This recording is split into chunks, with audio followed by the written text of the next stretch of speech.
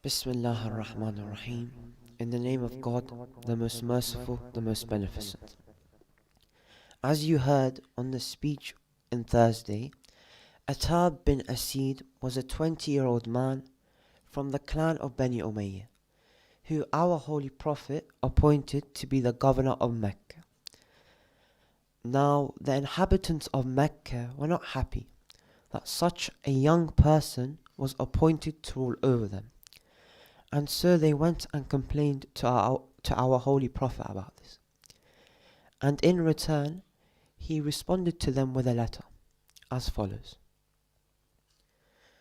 From Muhammad, the Messenger of Allah, to the neighbors of the Kaaba and the inhabitants of the Haram of Allah. Muhammad has entrusted the ruling of everything that concerns you, an interest of yours, to Attab bin Asid. Let's take a moment to understand what our blessed Prophet is actually saying here. He has clearly said he has entrusted everything to Attab bin Asid.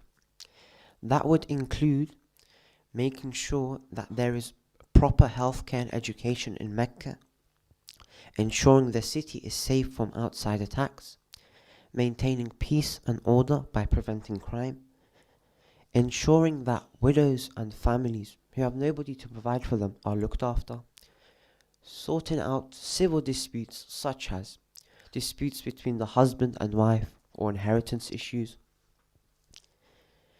ensuring there is justice in Mecca and that the court runs according to Islamic laws,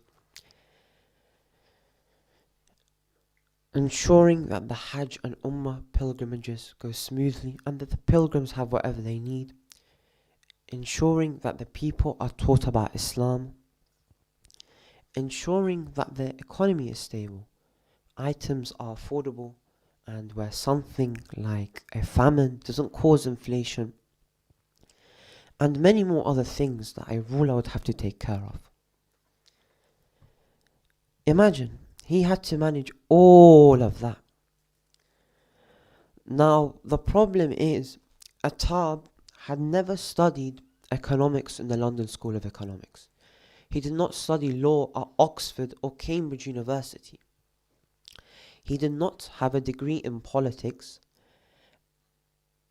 and he didn't go and study in the Hawza of Najaf or Qom.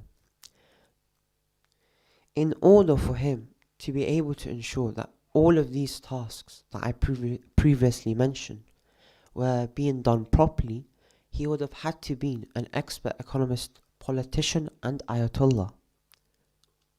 But he was none of these.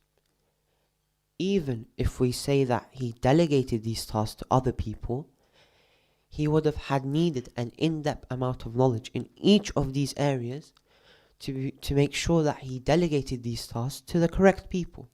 As at the end of the day, he was the one responsible for it because he was the ruler. But he had to do all of this as a 20-year-old man from the cursed family of Bani Umayyah, and also as a person who had spent most of his life as an idol worshipper, as a mushrik. And now such a person was in charge of all of these important duties. Why did our Prophet, who makes no mistakes, choose to appoint such a person to be the governor of Mecca? The letter continues and goes on to explain the reason. Because of his superiority to you in his love for Muhammad, the Messenger of Allah, and his fanaticism towards Ali, the guardian of Allah. Okay, let's stop. We all know the importance of love towards the Holy Prophet and his family. But I want to talk on a more interesting word that the Holy Prophet has used here. Fanaticism. When you look up this word to get its meaning, you get definitions such as fanaticism is extreme beliefs that may lead to unreasonable behavior. And in another dictionary, you get that fanaticism occurs when someone is unwilling or unable to accept a different point of view. So, Does being an extremist who behaves unreasonably and is unwilling to accept a different point of view sound like a good thing? Of course not. Except in one case. For indeed, the Holy Prophet had once said to Ammar ibn Yasir, O Ammar, even if the whole world is on one side and Ali is on another side, then follow Ali. Here in this hadith we see, if your fanaticism towards Imam Ali alayhi salam causes the whole world to accuse you of being unreasonable, single-minded, and unwilling to accept a different point of view, then your fanaticism is actually the best thing that you can have. It was the 8 fanatics on the Battle of Hunayn who chose to stay and defend our Holy Prophet, whilst the other, against over 20,000 enemy soldiers, whilst the other 12,000 Muslim soldiers ran away. It was the 72 fanatics on the day of Ashura who chose to stay and defend Imam Hussein alayhi salam against all the other Muslims who opposed him. Let's continue reading the letter. Allah has favored him over all of you by virtue of his loyalties and love for Muhammad and Ali and their pure descendants.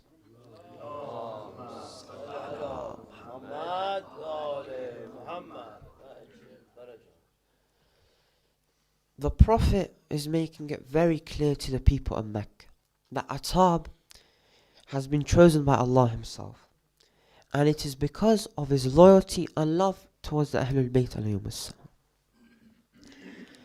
Many of us claim to have love for the Ahlul Bayt alayhim salam, but do we have loyalty?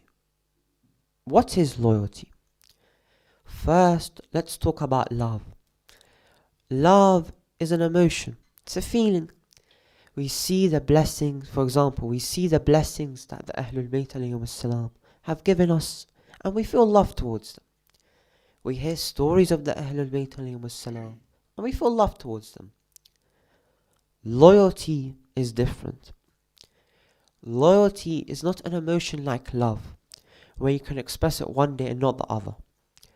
Loyalty is not even an action.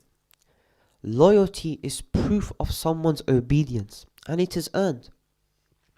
Loyalty is not earned by sinning and then asking for forgiveness.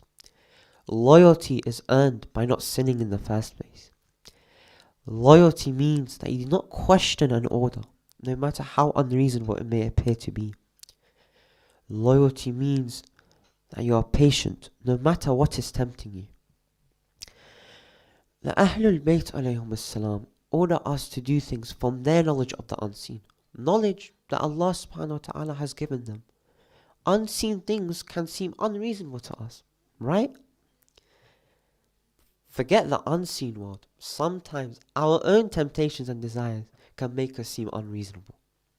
Sometimes our own temptations and desires can make us forget the things that we already know and be blind to the things that we can already see, resulting us in disobeying and being disloyal to Allah subhanahu wa ta'ala and the Ahlul Bayt alayhim salam.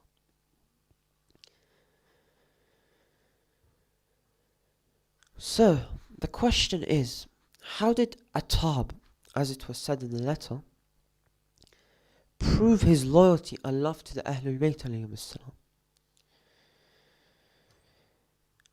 Well, as it was said in the letter, it was because of his fanaticism.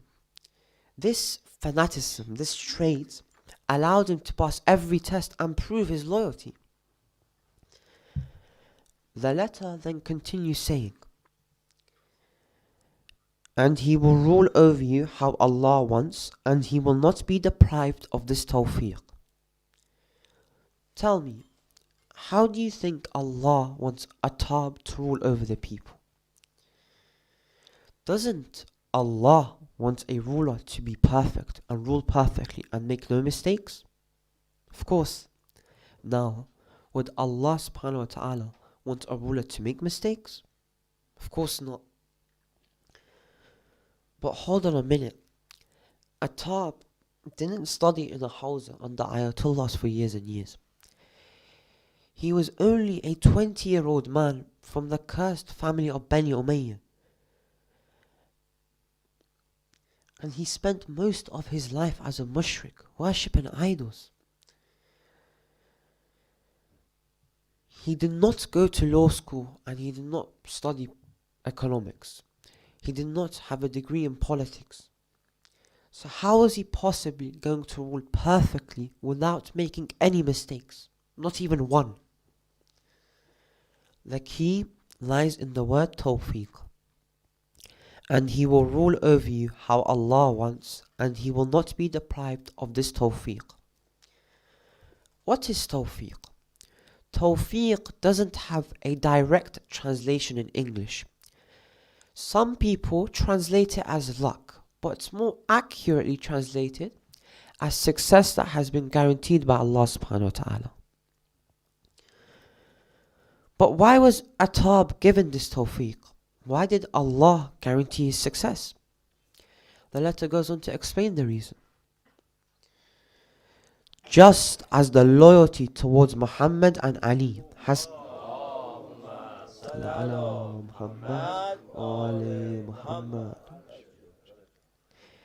completed his honor and luck, the Messenger of Allah does not command or watch him. Rather, he is righteous and trustworthy.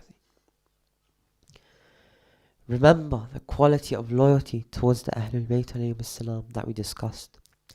The quality that you needed to be a fanatic to have. The Prophet here says that Attab's honor and luck was completed because of this loyalty.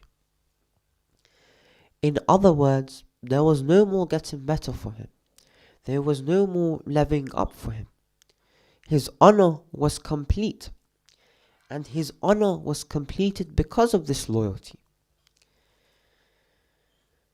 Allah had guaranteed his success as a ruler and perfected his actions because of this loyalty.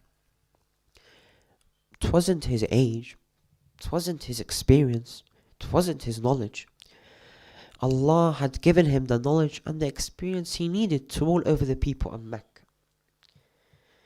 And his success was guaranteed by Allah to the extent that the Prophet said he does not need to command or watch over him. He doesn't need to have a FaceTime call or WhatsApp call or Zoom call with Attab to check on things. He did not need to review or supervise Attab's judgment. Attab was ruling Mecca perfectly the way Allah wanted, without any mistakes, and without the need of the Prophet's involvement. Human beings can make mistakes, even when we try our hardest. We are prone to messing things up, but what Attab has shown us is that an ordinary human being, no, in fact, a 20-year-old man from the cursed family of Bani Umayyah, who spent most of his life as a mushrik, worshipping idols, can be perfected by Allah into someone who the Prophet appoints to be the governor of a city. And not just any city, but Mecca itself. And remember, Mecca was the same city that rejected our Holy Prophet. They didn't want to welcome or accept him. It had people like Abu Sufyan living in it. And Attab rules over this city, Mecca, how Allah wants, with complete perfection, without needing the Prophet's involvement. And he was able to rule over such people not through his age or experience, but it was through his fanaticism towards Imam Ali alayhi salam and loyalty to the Ahlul Bayt.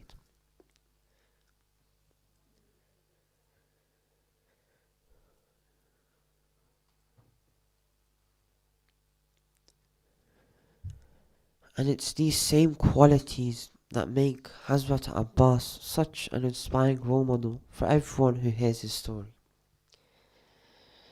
Hazrat Abbas was brought up by Imam Ali alayhi salam and al-Banin to have these amazing qualities. Imam Ali knew what a difficult day Ashura would be for Imam Hussein. And so he wanted to make sure that there would be someone there who would be able to support him on such a day. During the Battle of Siffin, when Hazrat Abbas was only 13 years old, his father covered his face and sent him to the battlefield. He went on to fight so courageously and so bravely that the opposition thought he was Imam Ali alayhi salam. And it was only until he uncovered his face that they realized it was Hazrat Abbas. This same Abbas saw how the army of Imam Ali were not loyal to him, and he wished to become so strong that he alone could defend Imam Ali, so that the Imam wouldn't need to rely on these disloyal people. On the day of Ashura, Abbas asked Imam Hussein to get given permission to go and fight the enemy.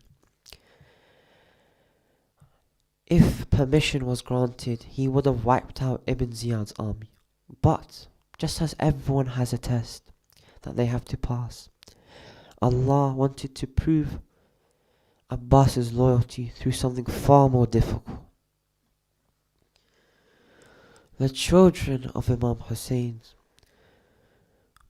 were crying Al-Atash, Al-Atash around the camp. One of the children had even found a way to reduce the pain of thirst, and said to the others, if you lift up your shirt and put your belly on the ground, then your pain will lessen. So rather than Hazrat Abbas asking to go to the battlefield, Imam Hussein asked him to go and bring back water instead. And so Abbas mounted on his horse and went to get water. When he reached the water, he filled the water skin, but he did not drink any of the water. How could he possibly drink water whilst Hussein and his children remained thirsty? So Abbas started to ride back to the camp with the water. However, the enemies were firing arrows at him from all directions, and they surrounded and fought him from all directions. He lost each of his arms to the enemy. However, even when he lost both of his arms, that did not cause his courage to change. That did not change his resolve. That did not cause him to have any doubts. And as he did not have any arms left, he held onto the water skin with his teeth. His master had ordered him to bring back water to the children. He knew that the water must reach the children. He knew that his life would be sacrificed. But as long as he was able to carry out his master's orders, then that would have been fine. There was still a way for him to get back water to the camp, so he raced back to the camp. But soon, everything changed. The water skin was torn open by an arrow, and the water began to gush out. How could someone describe the feeling of Abul Fadl when he realized that he would no longer be able to get water back to the children? How could anyone describe the feeling of Abul Fadl when he realized that he could no longer bring back water to the 6-month-old baby? And so, as the water gushed out of the water skin, so did Abbas's hope of getting the water back to the children. وَسَيَعْلَمُونَ الَّذِينَ ظَلَمُوا أَيْنَ مُنْقَلَبُونَ يَنْقَلَبُونَ.